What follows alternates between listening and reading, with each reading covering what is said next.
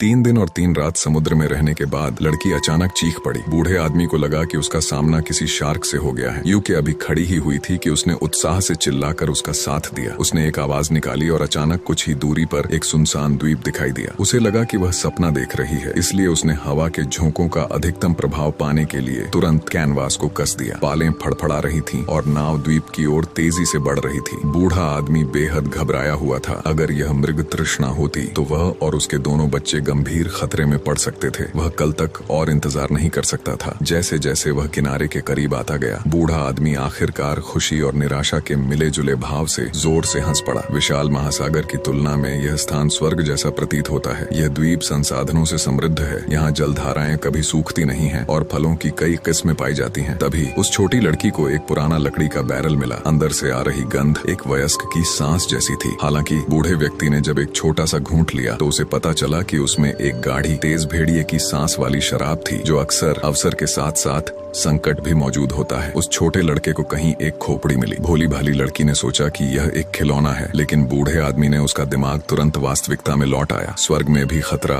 हर जगह मंडराता रहता है। इस द्वीप में निश्चित रूप से कोई अनदेखा खतरा छिपा हुआ था, इसलिए उसने तुरंत दोनों वहाँ से जाना चाहते थे। लेकिन अंदर आना तो आसान था, पर बाहर निकलना बेहद मुश्किल था, क्योंकि वे उस अंतहीन विस्तार को देख रहे थे। विशाल महासागर भूखा होने पर भी कुछ अनुचित विचारों में उलझने और अतीत की उन घटनाओं को याद करने के बाद बूढ़े व्यक्ति को अचानक भय का अनुभव हुआ। जैसे ही वह इस बारे में सोच रहा था, उसके पीछे खड़ी छोटी लड़की गायब हो गई। बच्चे ने एक चमकीला लाल फल उठाया और उसे अपने मुंह में ठूंस लिया, लेकिन बूढ़ा आदमी तेजी से आगे बढ़ा और उसे उससे छीन लिया। उन्होंने जंगली फल आयात किए और उन दोनों को सख्त निर्देश दिए। जंगल में कोई चीज जितनी ज्यादा चमकीली होती है, उतनी ही ज्यादा खतरनाक होती है। ऐसे भयावह परिणामों के बारे में सुनकर दोनों स्थिति की गंभीरता को समझते हुए वह दिन समुद्र में बह गया। बच्चे बहुत डरावने थे, इसलिए बूढ़े ने अंततः अपने 2 बच्चों के साथ वहीं रहने का फैसला किया। शायद बच्चों के प्रति अपराध बोध के कारण उसने दिन के समय उन्हें मछली पकड़ने के कौशल सिखाना शुरू कर दिया और जंगल में जीवित रहने के दौरान वे अपनी सुरक्षा के लिए रात में पहरा देते थे। समय बीतने के साथ दक्षिण चीन सागर उन्होंने सभी कौशलों में महारत हासिल कर ली है। लेकिन उस दिन एक दुर्घटना घटी। भोजन की तलाश में भटकता हुआ एक बूढ़ा व्यक्ति द्वीप के दूसरी ओर चला गया। उस दृश्य को देखकर वह तुरंत भयभीत हो गया और अपनी जगह पर जम गया। एक पत्थर पर बिखरे हुए अंगों का ढेर देखकर क्यूइलू घबरा गई। वह रात होने तक भागता रहा और दोनों बच्चों को चेतावनी देता रहा कि वे कभी भी अपनी उलझन के बावजूद उन्होंने उस बूढ़े व्यक्ति पर भरोसा किया और द्वीप के दूसरी ओर कदम रखा। इस घटना के बाद बूढ़े व्यक्ति ने सचमुच सिर हिलाया। उसका मनोबल गिरने लगा, शायद डर के मारे या शायद द्वीप पर जीवन बहुत ही कठिन होने के कारण। उबाऊ, मैं हर दिन आइसक्रीम तब तक पीता हूँ जब तक मैं पूरी तरह नशे में न हो जाऊं। उस रात अपनी भ्रमित अवस्था में उसने घर तैर कर जाने की कल्पना भी की, जब तक कि अगली सुबह तड़के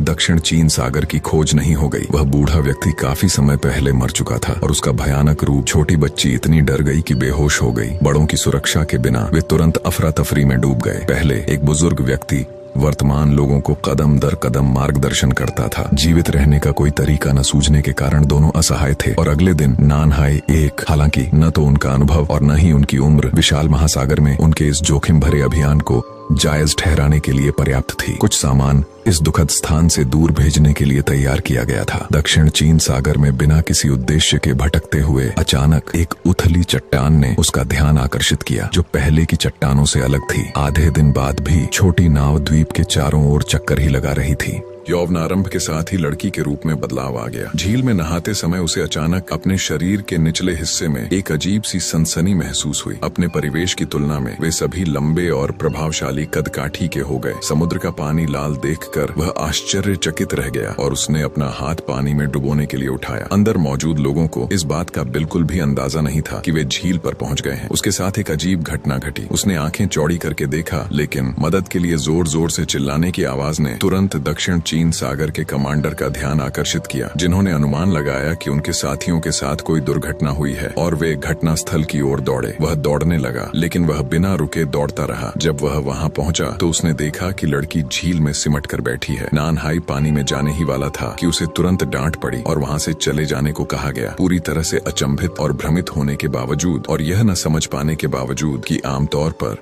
सौम्य स्वभाव वाली लड़की अचानक ऐसी क्यों हो गई थी? वह बहुत संवेदनशील था, लेकिन खतरा न देखकर उन्होंने कुछ समय के लिए सुर्खियों से दूर रहने का फैसला किया। लेकिन कुछ ही समय बाद लड़की की हालत को लेकर चिंतित नाना हाई फिर से उनके दरवाजे पर दस्तक देने आया। वह स्थिति को स्पष्ट करना चाहता था, क्योंकि उसकी समझ के अनुसार केवल चोट लगने से खून बह रहा है, इसलिए मैंने घाव देखने की अनुमति मांगी। हालांकि यह मामला बहुत ही निजी है। लड़की द्वारा बुरी तरह अस्वीकार किए जाने पर नाना हाई को लगा उसे विश्वासघात का एहसास हुआ। बचपन से ही उन्होंने एक सुनसान द्वीप पर फंसे होने के कारण सब कुछ साझा किया था, लेकिन अब हालात बदल गए थे। वह गुस्से में मुड़ा और चला गया। लड़की के चेहरे पर मासूमियत का भाव था। उसे समझ नहीं आ रहा था कि जो हुआ उसे कैसे समझाए। इस वजह से दोनों के बीच कुछ हद तक मनमुटाव भी पैदा हो गया था, जो इस स्थिति तक बना रहा। दक्षिण चीन सागर में एक विशाल जहाज को देखकर और यह सोचकर कि वे आखिरकार इस निर्जन द्वीप को छोड़ सकते हैं, उनका बचपन का प्रेम संबंध अंततः पूरी तरह से टूट गया। वह तुरंत वापस भागा, लेकिन जब उसने लड़की को यह खबर बताई तो उसे पता चला कि लड़की को पता था कि वहाँ एक नाव है। वह उदासीन भाव से वहाँ से चला गया और उन्हें धीरे धीरे जाने दिया। वे पहाड़ी पर आग जलाकर इस जगह को हमेशा के लिए छोड़ सकते थे, लेकिन अप्रत्याशित रूप से ठीक अहम क्षण में उसे उसके ही लोगों ने धोखा दिया, क्योंकि उस लड़की के पास कुछ छिपाने के लिए था। दक्षिण सागर, जो पहले से ही खरीदे जाने को लेकर नाराज था, अब और भी अधिक क्रोधित हो गया था। इसलिए उसने अकेले यात्रा करने का फैसला किया। नाव बड़े जहाज का पीछा करती रही, जबकि लड़की चुपचाप लेटी रही। पेड़ों की चोटियों से उस हास्यास्पद प्रदर्शन को देखते हुए उम्मीद के मुताबिक अत्यधिक भार से लदी हुई नाव अंततः अपनी यात्रा के आधे रास्ते में ही टूट गई और अधिक देर तक टिके रहने में असमर्थ होकर वह समुद्र में डूब गया और उस अनाड़ी को देखने लगा। यह नजारा देखकर लड़की अपनी हंसी नहीं रोक पाई। सक्रिय रूप से भ्रष्ट दक्षिण चीन सागर की वापसी के बाद उसने सीधे तौर पर वह 2 मंजिला फूस की झोपड़ी में दाखिल हुआ और अपने से संबंधित सभी सामान फेंक दिए, जबकि दूसरा पक्ष लड़की को उसकी निर्दयता पर बहुत गुस्सा आया। इसलिए दोनों ने 6 साल में पहली बार अलग होने का फैसला किया। अंतर मौजूद है। पुरुष महिलाओं की तुलना में जंगल में जीवित रहने के लिए बेहतर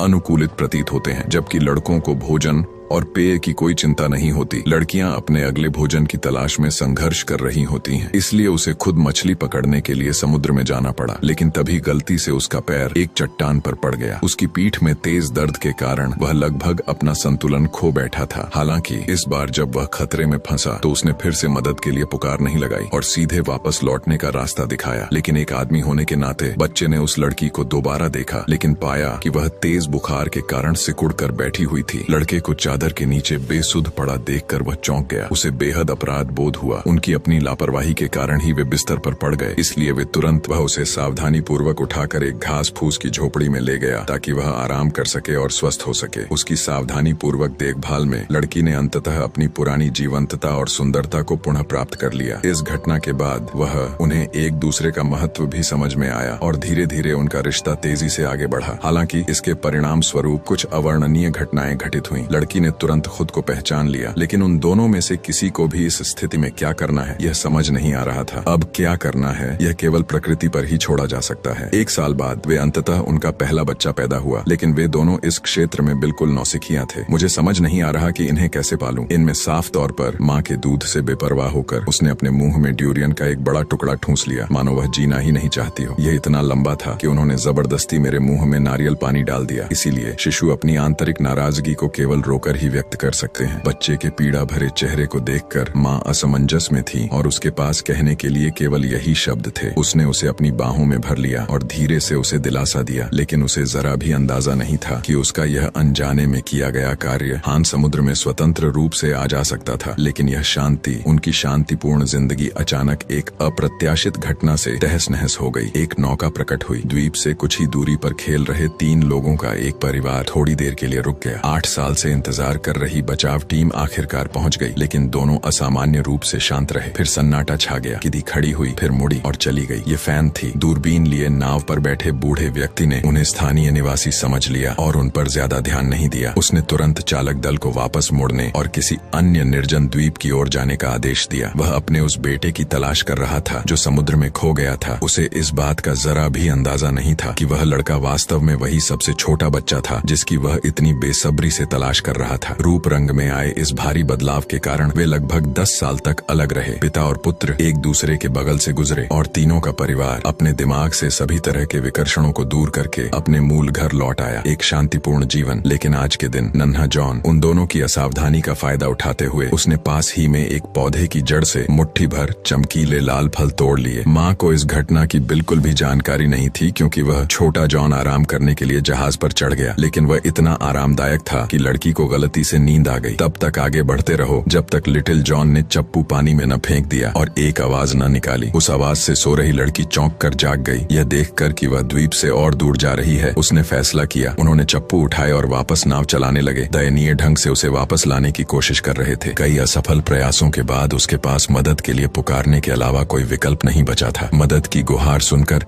लड़का आगे की ओर झपटा। वे समुद्र में कूद गए। पहले तो उन्हें लगा ही नहीं था कि यह एक भयानक घटना थी, लेकिन लड़की के चेहरे का भाव अचानक बदल गया। उसकी नजर का पीछा करते हुए एक ताकतवर शार्क तेजी से उसकी ओर बढ़ रही थी। यह देखकर लड़का तुरंत वह तेजी से छोटी नाव की ओर तैरी। उसकी बाहें फैली हुई थीं। उस नाजुक क्षण में लड़की ने चप्पू को कसकर पकड़ा और फिर वार की ताकत शार्क के सिर पर लगी, जिससे लड़के की जान बच गई। वे खतरे से बच गए, लेकिन पास ही में एक शार्क घात लगाए बैठी थी, जिसके कारण नीचे जाकर फिल्म बनाना असंभव हो गया। बुरी बात यह है कि हवा की दिशा बदलने के साथ ही छोटी नाव लगातार हिलती रहती है। धीरे धीरे वह द्वीप से दूर होने लगा। लड़का बेहद दुखी था, लेकिन हालात इस हद तक बिगड़ चुके थे कि उसे अपनी नियति स्वीकार करनी ही पड़ी। तभी एक बुरी घटना घटी। फिर जब उसके माता पिता सो रहे थे तो छोटे जॉन ने अभी अभी तोड़े गए जंगली फलों को अपने मुंह में ठूंस लिया। लड़की को तुरंत जाने के बावजूद एहसास हुआ कि बहुत देर हो चुकी है। उसने रोकने की कोशिश की, लेकिन फिर भी एक पौधा निगल लिया गया। कटोरे में रखे उस अनजान पौधे को देखकर लड़का अचानक, किसी ने उन्हें यह सलाह दी थी, इसलिए वे गहरी सोच में डूब गए। कोई चीज जितनी ज्यादा जीवंत होती है उतनी ही ज्यादा खतरनाक होती है। समय बीतने के साथ साथ यह बात सच साबित हुई। जॉन धीरे धीरे बेहोश होता गया और अंततः अचेत हो गया। लड़का आत्मदोष से भरा हुआ था। बचपन से ही एक सुनसान द्वीप पर फंसे होने के कारण उन्हें बिल्कुल भी अनुभव नहीं था और उन्हें सब कुछ अनुभव से ही सीखना पड़ा था। उसकी आंखों में निराशा देखकर लड़की को कुछ समझ आ गया। उसने लड़के द्वारा आधा काटा हुआ लाल जंगली फल उठाया और दृढ़ता से उसे अपने मुंह में ठूंस लिया। उन्होंने एक साथ नरक में जाने का फैसला किया। मूवी यही समाप्त हो जाती